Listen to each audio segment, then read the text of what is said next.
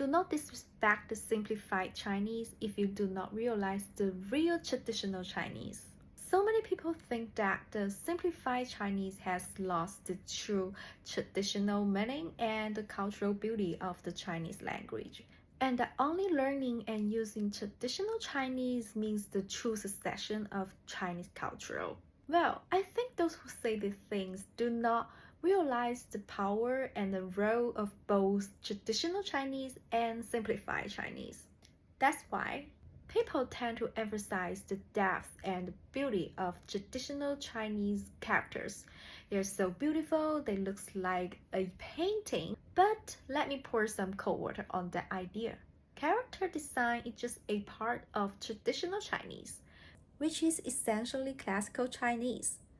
Writing in classical Chinese is very challenging and complex. For example, most people think that Ma is simplified character and this Ma is the traditional Chinese character. They both mean horse. However, in real traditional Chinese, the word for horse has multiple forms. Ke, which means female horse. Ju means a little horse. Shan for gouty horse, which also means castrated male horse. Biao for yellow horse. Liu for bay horse. Hua for chestnut horse. And Li for black horse. And this list is not exhaustive, and all these characters have different pronunciations. Some people think that the English has 30,000 words, while simplified Chinese only needs 3,000 words.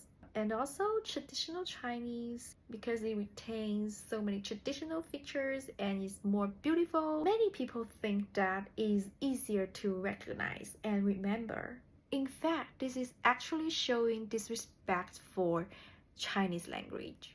During the Qing dynasty, the Kangxi dictionary included around 50,000 words. Of these 50,000 words, at least 10,000 to 20,000 were required to recognize and use proficiently by the scholar official class of the time, which means those nobilities. Most of these characters are not even supported by modern mobile input systems today. The grammatical difficulties are another important factor.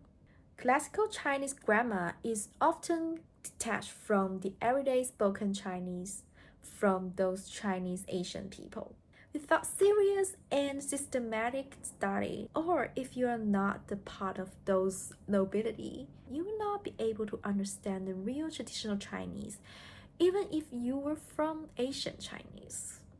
One major reason for the above is the influence of the extraordinary cost of the paper from the Asian China. Classical Chinese means extreme conciseness, aiming to convey a message within the fewest words. Therefore, I can assure that the real traditional Chinese, apart from its beautiful characters, is very challenging and is hard to write. This led to severe knowledge monopolization in Asian China. At the founding of the People's Republic of China, over 400 million out of 500 million people are illiterate.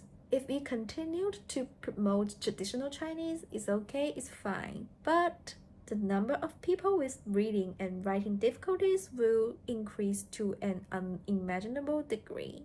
This will lead to even more severe knowledge monopolism. A language must be able to understand easily for spreading culture easily. Therefore, simplified Chinese wins in this historical period because it is practical and comprehensible. And now, let me tell you another thing that many people don't know, is that the simplified characters we use today are not a Southern invention. They existed in Asian Chinese for a long time with traditional Chinese. The Kangxi dictionary we talked about just now, compiled nearly 300 years ago, includes almost all the simplified characters we use today. What's even more interesting is that the traditional Chinese and simplified Chinese always have different meanings in the Asian Chinese texts. Sometimes simplified and traditional characters are distinct in Asian Chinese.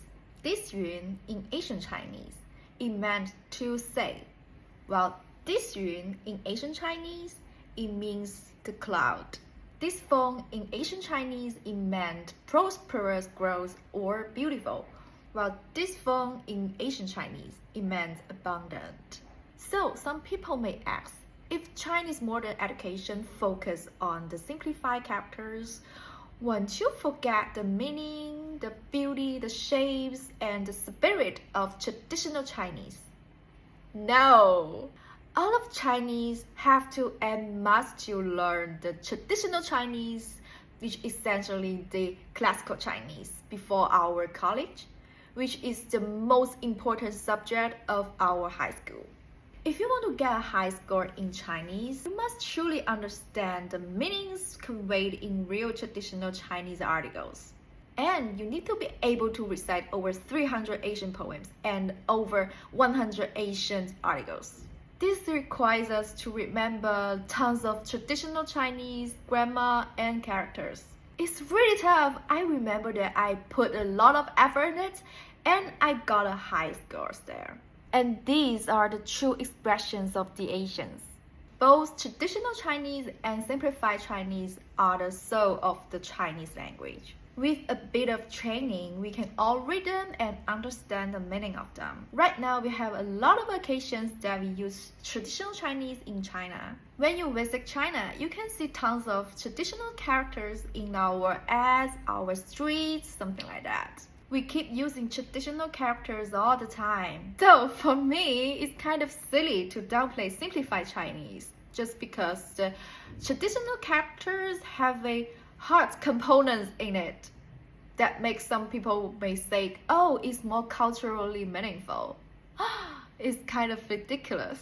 Love is love, that's all. They're both created by Chinese people. They are all our cultural. And we love all Chinese characters. Thank you for watching. If you enjoy the content I share, please subscribe me.